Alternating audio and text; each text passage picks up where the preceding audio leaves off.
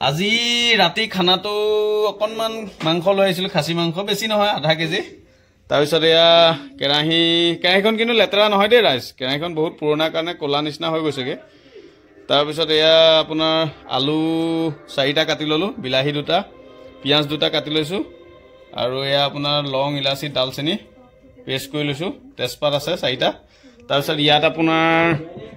এফালে পেষ্ট কৰি লৈছো আপোনাৰ আদা নহৰু আৰু কেঁচা জলকীয়া তাৰপিছত আৰম্ভ কৰো খাসী মাংস মই আগত বনাইছো 2-3 বাৰ যেহেতু আমাৰ ঘৰত মাংস আনিলে পিঞ্চিয়ে বেছি বনায় তাৰপিছত আজি মই বনাবলৈ আৰম্ভ কৰিছো যেহেতু কালিলে ছোৱালী পৰীক্ষা এফালে আমাৰ ছোৱালী ইংলিছৰ স্পেলিং লিখাত ব্যস্ত ন এয়া পাকঘৰতে পিঞ্চিয়ে বহুৱাই তাইক পঢ়াই আছে ঠিক আছে মই আজি মাংসকন বনাও কাইলে কি পৰীক্ষা আছে কাইলে কি পৰীক্ষা আছে ইংৰাজী কালি ইংৰাজী পৰীক্ষা আছে ঠিক আছে বঢ়িয়া একদম পুৰা হেৰিয়ত আছে তাৰপিছত তেল এয়া গৰম হৈছে আৰু তেজপাত গিটা দি দিছো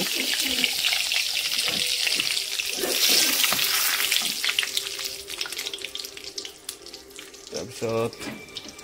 পিয়াজ গোটেইখিনি নিদো অলপ পিয়াজ দি লওঁ বিলাহী এতিয়া দি দিওঁ নে জান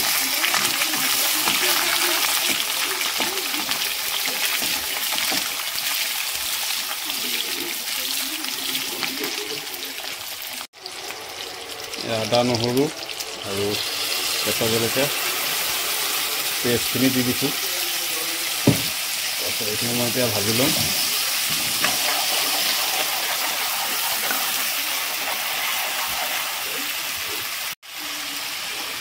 নিমখ দি দিছোঁ অকণমান হালধি দি দিছোঁ বেলেগ মছলা ব্যৱহাৰ নকৰোঁ মই এইখিনি ধুনীয়াকৈ ভাজি লওঁ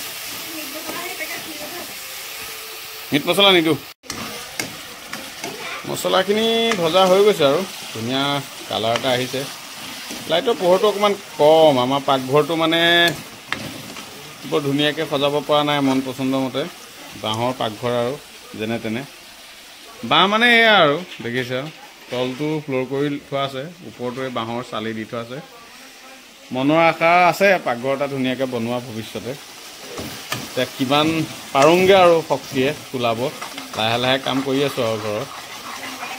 এতিয়া অলৰেডি মছলাখিনি ভজা হৈ গৈছে মই মাংসকণ দি দিওঁ তাৰপিছত ধুনীয়াকৈ মাংসকণ মই এতিয়া ভাজি লওঁ